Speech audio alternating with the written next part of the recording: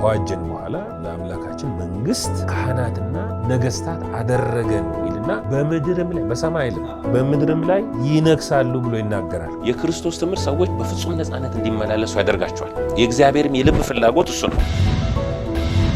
ይህ አይነቱ ወንጌል ሰዎችን አርነት ያወጣል። ለዚህ ነው እኛ ጨለማን አንሰብክም፣ ፍርሃትን አንሰብክም። ምክንያቱም የእግዚአብሔር መንግስት መገለጫዎች አይደሉም። ድል ማለት እምነታችሁ ነው። እምነታችሁ ዓለምን ያሸንፋል። በክራይስት ላይ ያለን እምነት። ለምን? ክራይስት ዓለምን አሸንፏል። ስለዚህ ጽድቅ በሚባል በር በኩል ሰው ወደ እግዚአብሔር መንግስት ከገባ ሰላም አለው። እንደገና ደግሞ በደስታ ነው የሚኖረው። የመንግስቱ ወንጌል ሲሰበክ በሁለንተና ሰውን ሙሉ እያደረገ ነው የሚሄደው። ሰላም ተከታታዮቻችን፣ ይህ ፌዝ ሚዲያ ነው። ፌዝ ሚዲያ ዘወትር ማክሰኞ ከ3 ሰዓት ተኩል እስከ 4 ሰዓት በጂኤምኤም ቴሌቪዥን የሚተላለፍ የውይይት ፕሮግራማችን ነው። ይህ የውይይት ፕሮግራማችን በዚሁ ሰዓት በፌስቡክ ፌዝ ሚዲያ ወርልድዋይድ በሚል እንዲሁ በላይቭ ይተላለፋል። ይሄ ፕሮግራማችን ደግሞ በተለይ በአዲስ ኪዳን እውነቶች ላይ ያተኮረ የውይይት ፕሮግራማችን ነው። እንደተለመደው ከኔ ጋራ ፓስተር ያዕቆቤና ፓስተር ቴዲ አሉ። እኔም ሐዋርያ ፍጹም ይህንን ውይይት እየመራው ከእናንተ ጋር ለአራት ተከታታይ ሳምንት እንቆያለን። የተለያየ ጥያቄና አስተያየት ሁልጊዜም ሲኖራችሁ በስር ባለው የስልክ ቁጥር አድራሻዎች ልትደውሉልን ትችላላችሁ። ዛሬ አዲስ ርዕስ ይዘን መጥተናል። በዚህ አዲስ ርዕስ አብረን ለአራት ሳምንት እንቆያለን። በዚህ ውይይት ፕሮግራማችን የምንወያየው የአንደበት ኃይል በሚል ነው። የአንደበት ኃይል የሚለውን ሐሳብ አጠቃላይ መጽሐፍ ቅዱስ ላይ የተቀመጠውን ነገር እንመለከታለን። በመጽሐፍ ቅዱሳችን የአንደበትን ኃይል በብሉይ ኪዳንም በአዲስ ኪዳንም በከፍተኛ ሁኔታ ያስቀምጣል። በተለይ ደግሞ በአዲስ ኪዳን ክርስትና ራሱ በአንደበት ኃይል እንደሆነ እንደውም አንድ ታላቅ እግዚአብሔር ሰው በእንግሊዝኛው ክርስቲያኒቲ is called the great confession ይላል እና ኮንፌሽን የሚለው ኑዛዜ ንግግር ማለት ነው። እና ስለዚህ በዚህ አቅጣጫ ነው እንግዲህ የምንወያየው። ዛሬ እንደ መነሻ የምንመለከተው አንደበት ኃይል አለው ስንል ምን ማለታችን ነው? እንግዲህ አንደበት ኃይል ብለን ነው እንደ ርዕስ የገባነውና ምን ማለታችን ነው? አንደበት ኃይል አለው ወይ? ምን ለማለት ተፈልጎ ነው የሚለውን እንወያያለን። ከዛ በፊት ወደ ውይይት ከመግባታችን በፊት አንድ ቃል ከመጽሐፍ ቅዱስ ላንብብ። ምሳሌ መጽሐፍ ላይ ምሳሌ ምዕራፍ 18 ከቁጥር 20 እስከ 21 አንደበት ይላል። በአዲሱ መደበኛ ትርጉም ማነበው አንደበት የሞትና የሕይወት ኃይል አለው ይላል። የቀድሞ ትርጉም ምላስ ይለዋል እና ምላስ ሲል እንደዚህኛው የሥጋው ምላስ ለማለት እንዳልሆነ መቼም ተከታታዮቻችን ያስተውላሉ።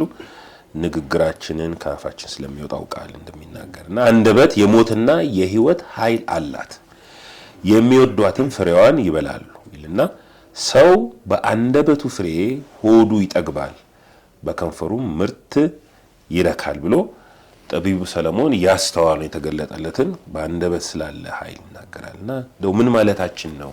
በዚህ ስፍራ ሁለት ነገር ነው የሚናገረው። ሞትና ሕይወት አለ። አንደበት ላይ ነው ያለው ሞትና ሕይወት። እንግዲህ ትልቅ ጉዳይ ነው። ሞት የሚባለው ነገር በጣም ትልቅ ኢሹ ነው በምድር ላይ። በሕይወት የሚባለውም ደግሞ ትልቅ ኢሹ ነው። በሌላ አነጋገር ሕይወት የሚፈለግ ነገር ነው። በጣም ሁሉ የሚፈልገው ማንም ሪጀክት የማያደርገው ነው። ሞትም ደግሞ ሰው ሁሉ ሪጀክት እንዲያደርገው የሚገባ ትልቅ ኃይል ነው ሁለቱ። እና ከዛ ምን ይላል? የሚወዷትም ብሎ ይናገራል። አንደበትን ፍሬዋን ይበላሉ ይላል። ከዛ ሰው ይላል። እንግዲህ ይሄ ጀነራላይዝ ነው የምናደርገው እዚህ ጋር። በኋላ ወደ ክርስትናው እንመጣለን፣ ወደ አማኞች ህይወት ደግሞ እንመጣለን። ሰው በአንደበቱ ፍሬ ሆዱ ይሞላል ወይም ይጠግባል። በአንደበቱ ፍሬ ነው። በሌላ አነጋገር የሰው ህይወት የሚመራው በአንደበቱ ነው የሚል ይመስላልና በከንፈሩ ምርት ይረካል። ፍሬ ይለዋል፣ ምርት ይለዋል። አንደበት ምን ማለት ነው? እንግዲህ አንደበት ኃይል አለው ስንል ምን ማለታችን ነው የሚለው እስቲ እንወያያለን። ፓስተር ያዕቆቤ ካንተ ልጀምር። እሺ አፖስቶል ፍፄ በጣም ደስ የሚል ርዕስ ነው እዚህ ላይ የተነሳው። እንደ መግቢያም ያነሳው ሐሳብ በጣም አስፈላጊ ነገር ነው። በተለይ በአዲስ ኪዳን ውስጥም በደንብ ስናየው ስላመንን ብቻ የሚሆንልን ምንም ነገር የለም። እምነታችን የግድ በንግግር መገለጥ መቻል አለበት። የምሳሌ መጽሐፍም ላይ እንዳነሳው አንደበት የህይወት መሪ እንደሆነ ይናገራል። ሌላው ከንግግራችን በላይ መሆን እንደማንችል እንዲያው የእግዚአብሔር ሰው ኬኔት ሄገን ሲናገሩ ንግግራችን የህይወታችን ወሰን ነው ይላሉ። ሰው ከሚናገረው በላይ ማለፍ እንደማይችል የላይፉ ገደብ ወሰን ንግግሩ እንደሆነ ይናገራል። ቅድም ያነበብከውን ቃል ምሳሌ ላይ ያለውን ሞትና ህይወት በምላስ እጅ ናቸው ይላል። መደበኛ ትርጉሙ ደግሞ አንደበት የሞትና የህይወት ኃይል አላት ይላል እና 1997 ላይ ተሻሽሎ የተተረጎመ መጽሐፍ ቅዱስ አለና እዛ ላይ ምን የሚል አግኝቻለሁ?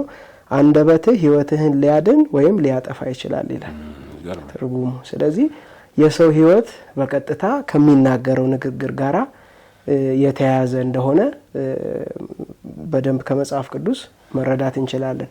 እንዲያውም የእግዚአብሔር ሰው ኬኔት ሄገን ሲናገሩ አንዳንድ ሰዎች ለረጅም ጊዜ በበሽታ በአልጋ ላይ ለምን እንደቆዩ ማወቅ ከፈለክ ንግግራቸውን አድምጥ ይላሉ እና ሰው በሚናገረው ነገር ይጸድቃል፣ በሚናገረው ነገር ይኮነናል፣ በሚናገረው ነገር ይወድቃል፣ በሚናገረው ነገር ይነሳል።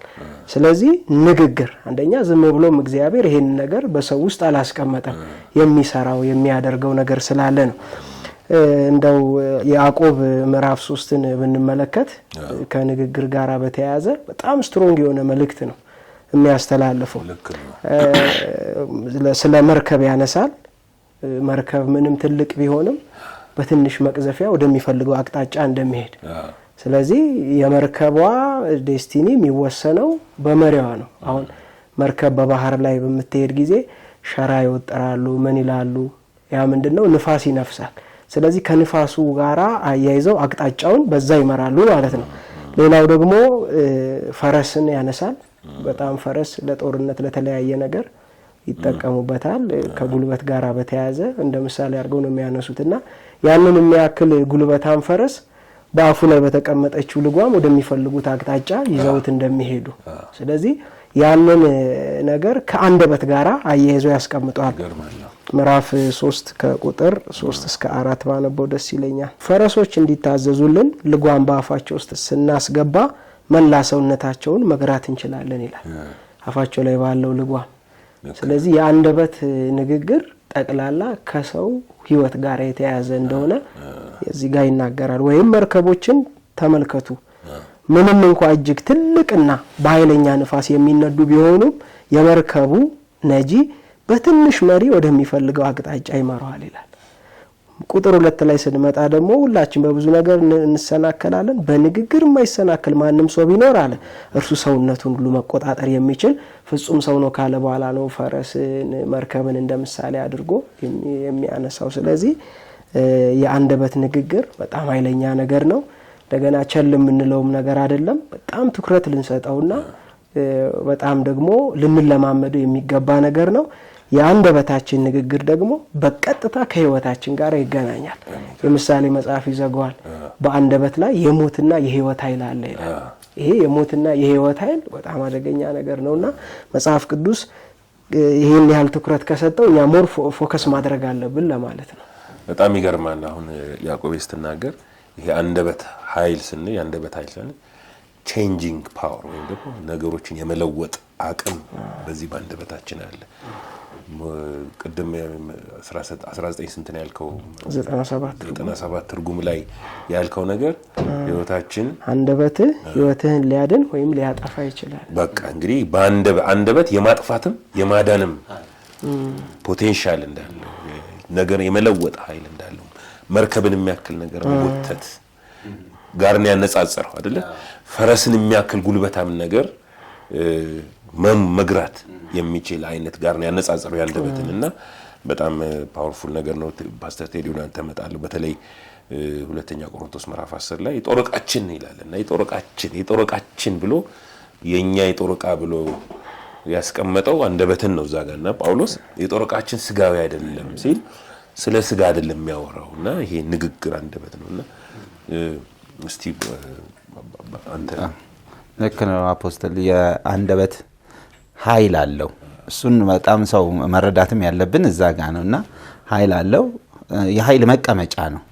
ልክ አሁን እንደተቀባበለ ጥይት ወይም እንደተለጥጦ እንደተለቀቀ ቀስት ነው። ከአንደበት የሚወጣ ነገር ሳይሰራ አይመለስም። የሚሰራው አለ ለበጎም ይሁን ለክፉ ይሰራል እና አንደበት በቃ መውጫ የኃይል መውጫ ነው። መጽሐፍ ቅዱስ ቃሉ በልብህም በአፍህም ሆኖ ቀርቦልሃል ይላል ሮሜ 10 ላይ እና ቃሉ መቀመጫው ልብና አፍ ላይ ነው። በልብ የሞላው ደግሞ በአፍ ይነገራል እና የፈለገ ልብ ላይ ቢሞላ በአፍ እስካልወጣ ድረስ ኃይሉን ማየት አንችልም እና አንደበት ኃይል ነው።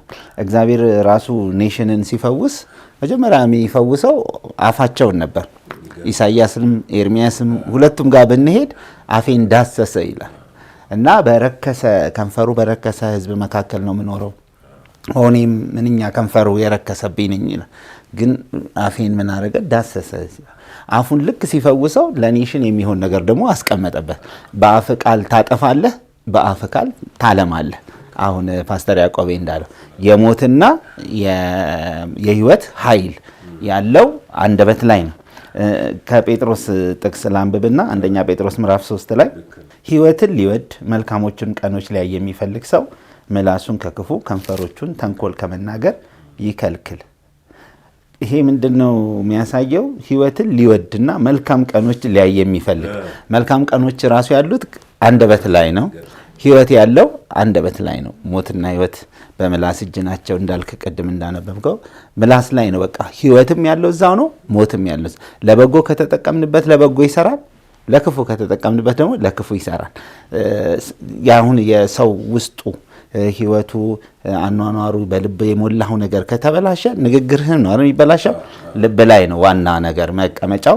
ከዛ በኋላ አፍን የምትጠብቅ ከሆነ ምሳሌ 13 ላይ ምንድነው ምላሱን የሚጠብቅ ነፍሱን ይጠብቃል። ሁሉ ላይፍህ እንደማለት ነው እና ህይወትን የምትጠብቀው አፍን ስትጠብቅ ምላስን ስትጠብቅ ነውና ትልቁ ኃይል ያለው እዛ ጋ ነው። እንደውም በሐኪምም ይባላል ሐኪም መጀመሪያ ሲመረምር እስቲ ምላስ ይላል። ለምን ሰውነት ውስጥ ያሉ በሽታዎች ሁሉ መጥተው እዛ ላይ ይታያሉ፣ ያንጸባርቃል። ጤነኛም ኮንክ ምላስ ላይ ይታያል፣ ታማሚም ኮንክ ያውቃል። መንፈሳዊም እንደዛ ነው። አንድ ሰው ታማሚም ይሁን ጤነኛም ይሁን የምንለየው በንግግሩ ነው። ምክንያቱም ጤናማ ንግግር ካወጣት ያ ሰው ጤናማ ነው ማለት ነው እና በጣም ወሳኝ ነው። አንድ ብጨምር ደስ የሚለኝ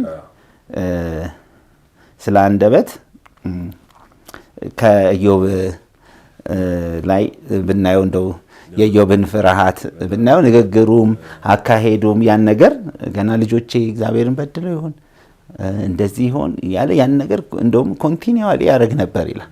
ሁልጊዜ ያደረገው ነበር። ከዛ በኋላ ችግሩ ሲደርስበት ምን አለ? የፈራሁት ነገር ደረሰ፣ የደነገጥኩበት ነገር መጥቶብኛል እያለ ሲናገር እንሰማዋለን። ምንድነው? ለአፉ ቃል ለሚናገረው ካልተጠነቀቅ ህይወትህን ይይዘዋል። ለዚህ ነው አንደበቱን ሳይገታ የሚለው አይደለ? አንደበት መገታት አለበት፣ መገራትም አለበት። እሱን ሳይገታ ግን እንደውም እግዚአብሔር የሚያመልክ የሚመስለው የእሱ አምልኮ በጣም ከንቱ ነው ይላል አይደል? አንደበት መግታት ማለት ለመልካም ነገር መቃኘት ማለት ነው። እሱን ወደ በኋላ እንመጣለን። ግን እንደው ኃይል ያለው ነፍሳችንንም ህይወታችንን ማኗኗራችን የምንጠብቀው በንግግራችን ነው። ለፍርሃትም ያስተላልፋል፣ ኃይል ይለቃል። ለእምነትም ኃይል ይለቃል። የእምነት ቃል ከሞላብን የእምነትን ቃል እንናገራለን። የፍርሃት ቃል ደግሞ ከሞላብን የፍርሃትን ቃል እናስተላልፋለን እና ማስተላለፊያው ነው። በጣም ሴንሲቲቭ ነገር ቢኖር እሱ ነው። እሱን ከጠበቅን ያው ነፍሱን ይጠብቃል፣ ላይፉን ይጠብቃል ስለሚል ላይፋችንን ኪፕ ማድረግ የምንችለው በአንደበት ነው። እጅና ማንሳት በጣም ፓወርፉል ነገር ነው የተነሳ። ይሄ ቀላል ነገር አይደለም እና ዝም ብዬ አሁን ፓስተር ቴዲ የተናገርክ ከፍጥረታት ሁሉ ከተፈጥሮ መካከል በእግዚአብሔር መልክ ተፈጥሮ የምናየው ሰው ነው። ሰው ብቻ ነው የተፈጠረው። ሰው በእግዚአብሔር መልክና ፍጣሪ የተፈጠረ። ለምን ወደ እግዚአብሔር ስንመለከት ደግሞ እግዚአብሔር ሰውን በመልኩ ሲፈጥር አንዱን ኔቸሩ ሁሉን ነገር የሚሰራው በአንደበት ነው። ቅድም ፓስተር ቴዲ ሲናገር ልክ እንደ መሳሪያ ነው አለ፣ እንደ ተቀባበለ መሳሪያ ነው አለ። አሁን ትንሽ እንድናገር የፈለኩት ከዚህ ጋር አያይዘን ይሄ የተቀባበለ መሳሪያ ባዶውን ጥቅም የለው። ኃይሉ ምንድነው የሚለውን እንዴ ኃይሉ ለምሳሌ ምዕራፍ 18 ላይ ቅድም ምሳሌ 18 ተመልከተው ፍሬ ብሎ ይናገራል። ከዛስ ምርት ብሎ ይናገራል። የአንደበት ፍሬ ይለዋል። ዕብራውያን ላይ ደግሞ የከንፈር ፍሬ ይለዋል። ይሄ ፍሬ ቢለው የሚለው ስለምንድን ነው የሚናገረው የሚለው እንደው ብንመለከት ደስ ይለኛል። የተወሰነ ቃል ከመጽሐፍ ቅዱስ ባነብ ለምሳሌ ኢሳይያስ ምዕራፍ 57 ላይ ቁጥር 19 ላይ የከንፈሮችህን ፍሬ እፈጥራለሁ በሩቅም በቅርብም ያለው ሰላም ሰላም አይሁን እፈውሰውም አለው ይላል እግዚአብሔር። የከንፈሮችን ፍሬ ይላል።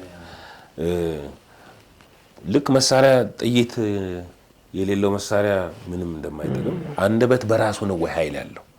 የአንደበት ኃይል አንደበት ወይ ምላስ በራሱ ነው ወይ ኃይል ያለው? ምንድነው ማለት? አሁን ስለ አንደበት ኃይል ስናወራ ትኩረታችን ምን ላይ ነው? ንግግር ላይ ነው። ስለዚህ ትንሽ እንድናወራ ንግግር፣ ቃል። ለምን እግዚአብሔር ሁሉ ነገር የፈጠረው በምንድን ነው? በቃሉ ነው። በቃሉ አጸና ሰማያትን ይላል መጽሐፍ ቅዱሳችን። ይሁን አለ ሆነ ይላል ዘፍጥረት ላይ ስንመለከትና እስቲ ማቴዎስ ምዕራፍ 7ንም ልጨምረውና ለእናንተ ሰጣቸዋለሁ። ምዕራፍ 7 15 እስከ 20 ነው የሚናገር። በውስጣቸው ነጣቂ ተኩላዎች ሆነው ሳሉ የበግ ለምድ ለብሰው በመካከላችሁ በመግባት ከሚያሸማቅቁ ሐሰተኛ ነቢያት ተጠንቀቁ ይልና ከፍሬያቸው ታውቋቸዋላችሁ ይላል። ቅድም ሲነሳ ነበር ይሄ ንግግር በጣም ወሳኝ ስለሆነ እዚህ ላይ ጨምረን ብናወራ ብዬ ነው። ከእሾህ ቁጥቋጥ ወይን ከኩርንችትስ በለስ ይለቀመልን፣ እንዲሁም ጥሩ ዛፍ ሁሉ ጥሩ ፍሬ፣ መጥፎም ዛፍ ግን መጥፎ ፍሬ ያፈራል። ጥሩ ዛፍ መጥፎ ፍሬ፣ መጥፎም ዛፍ ጥሩ ፍሬ ማፍራት አይችልም። ጥሩ ፍሬ የማያፈራ ዛፍ ሁሉ ይቆረጣል፣ ወደ እሳትም ይጣላል። ስለዚህ በፍሬያቸው አሁን በፍሬያቸው ታውቋቸዋላችሁ ብሎ የተናገረው ከዚህ አንፃር ነው። ነቢያቶቹ የመተው በመካከላችሁ የሚያምሷችሁ በፍሬያቸው ታውቋቸዋላችሁ ብሎ የሚናገረው ከዚህ ከዛፍ ጋር ያመሳሰላል። ግን ዛፍና ፍሬን ደግሞ ያገናኛል። ይሄ በተለይ ቅድም አንተም ስትል ነበረ በልብ የሞላው ነው በአፍ ይነገረው። በልብ የሌለ ነገር በአፍ አይናገርም። ሰው በልቡ የሞላውን በአፉ ይናገራል ብሎ ይናገራልና እስቲ ስለዚህ ስለ ንግግር ስንል ስለ ምላስ ማለታችን ኃይሉ በቃ ኃይሉ የተቀመጠው ምን ላይ ነው የሚለው የኃይሉን ማቴዎስ 7 ላይ ይናገራል ስለ ግንድና ስለ ፍሬ። ለምሳሌ አንድ ዛፍ አጠገብ ብንሄድና ዛፉ ላይ የተንጠለጠለ ማንጎ ብናይ በቃ ይሄ የማንጎ ዛፍ ነው የምንለው። ስለዚህ ማንጎን እያየን ፍሬው የተገለጠ ፍሬ እያለ አቮካዶ ነው ልንል አንችልም። አሁንም የሚነገሩ ንግግሮች ምንጭ አላቸው። ያን በትክክል መረዳት ያስፈልጋል። አንዳንድ ሰው ይናገራል እንትና ዝም ብላ ነው የምትናገረው እንጂ ምንም ውስጧ አይዋህን ውስጧ ምንም የለም ይላል። ባይብል ከሆድ ሞልቶ ከተረፈው ነው እንዴም ኦቨርፍሎው ነው በአንደበት የሚገለጠው። ለምሳሌ መጽሐፍ ቅዱስ ምሳሌ 2:18 ላይ ብናይ ግድ የለሽ ቃል እንደ ሰይፍ ይወጋል ይላል። የጠቢብ አንደበት ግን ፈውስን ያመጣል ይላል። ስለዚህ ይሄ ግድ የለሽ ቃል እንዲያውም መደበኛ ትርጉሙ ያለ ጥንቃቄ የተነገረ ቃል እንደ ሰይፍ ያቆስላል ይላል። ሰይፍ በሰው አካል ላይ ያለውን ተጽዕኖ ያለ ጥንቃቄ የሚነገርም ቃል እንደዚሁ ነው ይላል። ምናልባት ሰዎች የቃልን ኃይለኝነት በዚህ ሌቭል አንደርስታንድ የማያደርጉት ቶሎ ፊዚካሊ ማኒፌስት ስለማያደርግ ነው። ብዙ ሰው ቢላ ተጠንቅቆ ነው የሚይዘው፣ አፉ የሚናገረውን ነገር ግን አይጠነቀቅም። በቀደም ባልኩ አፖስቶል ፍፄ ባልኩ በ1997 ትርጉሙ ምን የሚል አግኝቻለሁ? ያለ ጥንቃቄ የተነገረ ቃል እንደ ሰይፍ ያቆስላል ይላል። ያለ ጥንቃቄ የተነገረ ቃል። እንደገና ምሳሌ 16:24 ደግሞ ደስ የሚያሰኝ ቃል ደግሞ የማር ወለላ ነው። ሁለቱም መመልከት ያስፈልጋል። ስለዚህ ሰው ዝም ብሎ አይናገርም ከሆዱ ሞልቶ ከተረፈው ይላል። ስለዚህ መጽሐፍ ቅዱስ እንግዲህ ፍሬውን መልካም ለማድረግ ግንዱን መልካም አድርጉ ይላል። ግንዱ መጀመሪያ መቀየር አለበት። ግንዱ መለወጥ አለበት። ለምሳሌ በአዲስ ኪዳን ስላለን ስለኛ ስለ አማኞችም ሲናገር አንዱ ንግግራችን ጉልበት የሚያገኘው በእምነታችን ላይ ሲመሰረት ነው። ንግግራችን ከእምነታችን የተቀዳ ነው መሆን ያለበት። መጽሐፍ ቅዱስ ምን ይላል? በአፉ መስክሮ ይድናል ይላል ሮሜ ላይ። ስለዚህ ደህንነት በአንደበት ምስክርነት የሚመጣ ነው። የአንደበት ምስክርነት ደግሞ ከልብ እምነት ጋር የተገናኘ ነው። በልብ ያመነው ነገር በአፋውን ደህንነት የሚባለው ነገር ትልቅ ነው። የዘላለም ሕይወትን ማግኘት መጽሐፍ ሲናገር በአፉ መስክሮ ይድናል ይላል። በልቡ ሳምኖ ይጸድቃል ይላል። ስለዚህ በልቡ አምኖ ከጸደቀ በልቧም የጸደቀበትን እውነት ደግሞ በአንደበቱ መመስከር አለበት። ምናልባት ቆሮንቶስ ላይ ያለውን ቃል ተናግሬ ብጨርስ አመንኩ ይልና ስለዚህም ተናገርኩ ይላል። እና እግዚአብሔር አንድን ነገር ለመስራት አንድን ነገር ለማድረግ አንዱ የተጠቀመበት ሜተድ ንግግር ነው። ዘፍጥረት ምዕራፍ 1ን ብንመለከት ይሄ ሁሉ ፍጥረት ወደሚታየው ዓለም የመጣው በንግግር እንደሆነ ይናገራል። እንዲያውም ዕብራውያን 11 ላይ ጳውሎስ ሲናገር የሚታዩት ከሚታዩት እንዳልሆነ ይሄንን በእምነት እናስተውላለን ይላል። ስለዚህ ከማይታየው ዓለም ወደሚታየው ዓለም የመጣበት መንገድ ምንድነው? ንግግር ነው። ስለዚህ መጽሐፍ አመንኩ ይልና ተናገርኩ ይላል። መናገርን በጣም ኤንከሬጅ የሚያደርገው መጽሐፍ ቅዱስ በጣም ያበረታታል። አመንኩ ስለዚህም ተናገርኩ ተብሎ እንደተጻፈ ይልና እኛም አንዳንድ ባህላዊ እውቀቶች አሉ። ዝምታ ወርቅ ነው ግን አይመስለኝም። ዝምታ ወርቅ አይደለም። መጽሐፍ ቅዱስ እውነት የሆነውን ነገር እንድንናገር አብርሃም ሊንከን የተናገረው ንግግር ይገርመኛል። ፕሪቸሮችን ሰብስቦ ይሄ ጥቁር መጽሐፍ ባልተነገረበት ቦታ ላይ ሁሉ ውሸት ስለሚገዛ ሂዱና ላልሰሙ ሰዎች ሁሉ ስለዚህ ስለ ጥቁሩ መጽሐፍ በደንብ ንገሯቸው የሚል አንብቤ ያለሁኝ ስለ መጽሐፍ ቅዱስ። ስለዚህ አንድ ሰው እውነትን ካላመነና እውነትን ካልተናገረ ሮንግን ነገር እንደሚያምንና ሮንግን ነገር እንደሚናገር ምንም ጥርጥር የለውም። ስለዚህ ግድ አስፈላጊ ነው። እኛም በዚያው የእምነት መንፈስ እናምናለን፣ ስለዚህም እንናገራለን ይላል። እምነት፣ ንግግር ሁለቱ የተያያዙ ናቸው። የንግግራችን ምንጭ ግን እምነታችን ነው። በሁለቱም ሳይድ ትክክል ያልሆነ ነገር ሰዎች ሲናገሩ ዝም ብለው እንደው አምልጧቸው እንደው ተሳስተው አይደለም። በዛ ነገር አቅጣጫ ስትሮንግ የሆነ እምነት በውስጣቸው አለ። ስለ በሽታ ተደጋጋሚ የሚናገሩ አሁን በተለይ አንዳንዶች የራሳቸው ያረጉታል። ስኳሬ የኔ ስኳር በሽታ ይላሉ እንትን በጣም እና ያ ነገር በልባቸው ስር እንዲሰድ አቅፎ ይዘውታል። ሰው የኔ ካለው ነገር አታስጥለው። ስለዚህ በተናገሩት ቁጥር ያ ነገር በልባቸው እየተተከለ ስር እየሰደደ ነው የሚሄደው። እንዲሁም ደግሞ በተቃራኒው ሰውኮ ምንም አይነት ነገር ቢገጥመው ምን መናገር እንዳለበት እኮ እግዚአብሔር ቃል በጽዮን የሚኖር እርሱ ታመም ያለው አይበል ይላል ኢሳይያስ ላይ።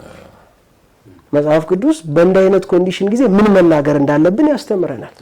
መጽሐፍ ቅዱስ በእርሱ ቁስል ተፈውሳችኋል ይላል። ፈውሳችንን እየተናገርን በሽታው ከኛ ጋር አብሮ መቆየት አይችልም። ለዚህ ነው ሞትና ሕይወት በምላስ እጅ ናቸው፣ የሚወዱ ከፍሬዋ ይጠግባሉ ይላል። ስለዚህ ንግግራችን እምነታችን ላይ የተመሰረተ ነው ለማለት ነው። በጣም ፓወርፉል ነው። እንግዲህ በስፋት ከእምነት ጋር ያለው ግንኙነት እናወራበታለን። ግን ሰው ስለሚናገረው ነገር ነው መጠንቀቅ ያለበት። ያን ተናገርነው ነገር አፍራሽም ገንቢም ነው፣ ቃል ነው፣ ንግግር ነው። አንደበት ኃይል አለው ስንል የአንደበት ኃይል ብለን ስናወራ ስለ ንግግር ነው የምናወራው። ፓስተር ቴዲ ወደ አንተ ልምጣና እዚህ ኤፌሶን ምዕራፍ 4 ከቁጥር 29 እስከ 31 እንደዚህ ይላል። እንዳስፈላጊነቱ ሌሎችን የሚያንጽና ሰሚዎችን የሚጠቅም ቃል እንጂ የማይረባ ቃል ካፋቸው አይወጣ። አዲሱ መደበኛ ትርጉም። ከዛ ምን ይላል? ለቤዛ ቀን የታተማችሁትን ቅዱሱን የእግዚአብሔር መንፈስ አታሳዝኑ። መራርነትን ሁሉ ቁጣንና ንዴትን፣ ጭቅጭቅና ስድብን ከማንኛውም ክፋት ጋር ከእናንተ ዘንድ አስወግዱ ይላል። ምንድነው ንግግር? ቸል የምንለው ቅድም ያዕቆብም ተናግሯል። ከውስጥ የሚወጣ ነገር ነው። ዝም ብላ ነው የምትናገረው አይደለም፣ ውጤት አለው የሚለውን እዚህ ኤፌሶን ላይ ጳውሎስ ይነግረናል። ግን እኛም ስለ አማኞች ብቻ ሳይሆን አማኞችንም ጨምሮ ግን እንደ ሕግ ንግግር ቃል ኃይል አለ። የሰው አንደበት በእግዚአብሔር መልክ ስለተፈጠረን የምንናገር ኢቭን ሰይጣንም ሩል የሚያደርገው ምንድነው? በቃል እኮ ነው። የሰዎችን ሕይወት ምድርን የሚገዛው አይደለ? ፍጥረት ለከንቱነት ተገዝቷል ሲል በንግግር ነውና እስቲ ፓስተር ቴዲ እዚህ ላይ ልክ ነው።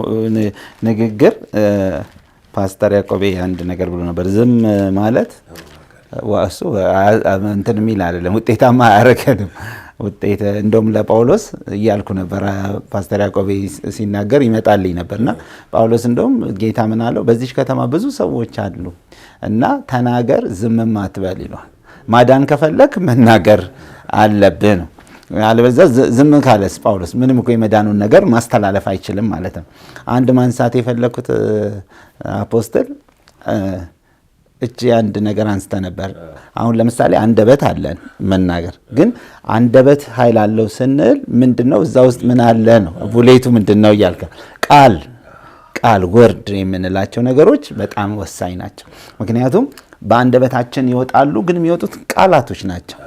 ቃላቶች የማፍረስም የመስራትም ኃይል አላቸው እና በማቴዎስ ምዕራፍ 4 ቁጥር 4 ላይ ሰይጣንም ጌታን ሲፈትነው እስቲ ይህን ድንጋይ ዳቦ እንዲሆን በል ከሆንክ ይህን ድንጋይ ዳቦ እንዲሆን በል አለው ሲለው ሰው የሚኖረው ከእግዚአብሔር አፍ በሚወጣ ቃል እንጂ በእንጀራ ብቻ አይኖርም። የሚወጣ ቃል በአፍ የሚወጣ ቃል አለ። እሱ ምግብ መሆን ይችላል፣ በረከት መሆን ይችላል። ሰውን መንፈሱንም ሁለንተናን መቀየር የሚችለው ወርድ ነው እና አሁንም ትኩረት እያደረግን የምንሄደው ወርድስ ላይ ነው። ወርድ ማለት ለምንናገረው ቃል መጠንቀቅም ያለብን ወርዶች በማፍረስም ሲል ነበር ፓስተር የመስራትም ኃይል አላቸው። አጥንትን ሁሉ እኮ ነው የሚሰብረው። አጥንትን ሁሉ ይሰብራል፣ ከእንደገና ደግሞ ይጠግናል። ምሳሌ ምዕራፍ 4 ላይ ሲናገር በጣም ልጄ ሆይ ንግግሬን አድምጥ 4:20 ጀምሮ ልጄ ሆይ ንግግሬን አድምጥ፣ ወደ ቃሌም ጆሮህን አዘንብል፣ ከዓይናት ታርቃት፣ በልብ ውስጥ ጠብቃት፣ ለሚያገኟት ሕይወት ለሥጋቸው ሁሉ ፈውስ ነውና አጥብቀ ልብህን ጠብቅ፣ የሕይወት መውጫ ከእርሱ ነውና ይልና ከአፍ ጠማምነትን አውጣ ይላል እና ሐሰተኞች የአፍን ጠማምነት ካንተ አውጣ ይልና ሐሰተኞች ከንፈሮችንም ካንተ አርቅ ይላል። አሁን የህይወት መውጫ ከዚህ ነው። ላይፍ ይሰጥሃል፣ ህይወት ይሰጥሃል፣ ለስጋ ሁሉ ፈውስ ነው። ግን ከአፍ ጠማምነት አውጣ። ደግሞ እሱ ደግሞ ካልወጣ ለሰውነት ሁሉ ህይወትን መስጠት አይችልም እያለ ነው። እነዚህ ነገሮች ይቃረናሉ። ወይ ህይወት ትናገራለህ ወይ ሞትን ትናገራለህ። እኛ ደግሞ የሞት አስተላላፊዎች አይደለንም እና ብዙ ጊዜ ሰዎች አይተን እንደሆነ እንደው የሚደነቁ ገጥሞኛል። ወይኔ እንዳልኩት እኮ ነው የሆነው ይላሉ። ግን ያሉት እኮ አንድ የእግዚአብሔር ሰው እንደው ምን አለ፣ ይሄ አሁን ያልኩትን ሐሳብ ስለሚያጸናልኝ ነው። አንዲት ሴት ጠየቀችኝ አለ እና በጣም መልካም ስናገር ከሚሆነው በላይ ክፉ በጣም ስናገር ቶሎ ይሆንብኛል አለች አለ። በቃ አንዳንዴ ክፉ ነገር በጣም ይሆንብኛል፣ ታመም ያለው ወይ ደግሞ እንዲህ ሊሆን ነው እንዲህ በቃ ይሄ ነገር ሊዘጋብኝ ነው ይሄ እንዲህ ነው ስል ይሆናል። መልካም ስናገር ያን አልሆነልኝም ስትለው ምንድነው ያላት? በክፉ ነገር ስለተካንሽ ነው አላት። ኤክስፐርት ሆነሻል በቃ። ስለዚህ ይሄኛው ይሰራልሻል፣ ያኛው አይሰራልሽም። ለምን? በዚህኛው መካንን አልለመድንም ማለት ነው። አሁን የምሳሌ ምዕራፍ 4 ምንድነው? አጥብቀ ልብን ጠብቅ የህይወት መውጫ እሱ ጋር ነው ብሎ ነግሮን፣ ከአፍ ግን ጠማምነት አውጣ። በአፍ ጠማምነት የምትሄድ ከሆነ ከንፈሮች ሐሰት የሚናገሩ ከሆነ በዛው መንገድ ነው የምትስተው። እና እንደው ባጭሩ አማኞች የሚሄዱት በእግራቸው ሳይሆን በአፋቸው። ሰው በአፉ ነው የሚሄደው። ወደ ተናገርነው ነው መልካም ቀኖች ጋር የምንደርሰው፣ ህይወት ጋር የምንደርሰው በተናገርነው ነገር ነው ለማለት ነው። አፖስቶል በጣም ፓወርፉል ነው። ስለ አማኞች የሚቀጥለው ሳምንት ላይ በደንብ በዝርዝር እናየዋለን። ምን ይላል? እንደው ዛሬ የተናገርነው ቃላችን ከልባችን ወይም ከውስጠኛው ማንነታችን ወይም ከነፍሳችን የሚወጣ ነውና ተጠንቀቅ የሚለው ነው። ምክንያቱም ቃል ዝም ብሎ ባዶን አይመለስም። እግዚአብሔር እንዳለው ቃሌ ካፌ ወጥቶ በከንቱ ወደ እኔ አይመለስም እንዳለ የሰውም ቃል በከንቱ ወደ እሱ አይመለስም። ቃል እንጠንቀቅ። አንደበት ኃይል አለው። እዚህን ቃል ልበልና እንጨርስ። በአፍህ አትፍጠን ይላል ምሳሌ ላይ መክብብ ላይ በአፍ አትፍጠን በሊያ ቃል ጥቂት ይሁን ይላል። ለምን? በዛ ብዙ ኃጢአት ይኖራል ነው የሚለውና ይሄ በጣም የሚገርም ነው። የሚቀጥለው ሳምንት ላይ በተለይ በአማኞች ዘንድ ደግሞ አንደበት ምን ያህል ነው የሚለው እናያለን። ተከታታዮቻችን የአንደበት ኃይል ብለን የጀመርነው የዛሬ ውይይታችን በዚህ ይጠናቀቃል። ሳምንት ሁለተኛውን ክፍል ይዘን እንመጣለን። ተባርካችኋል።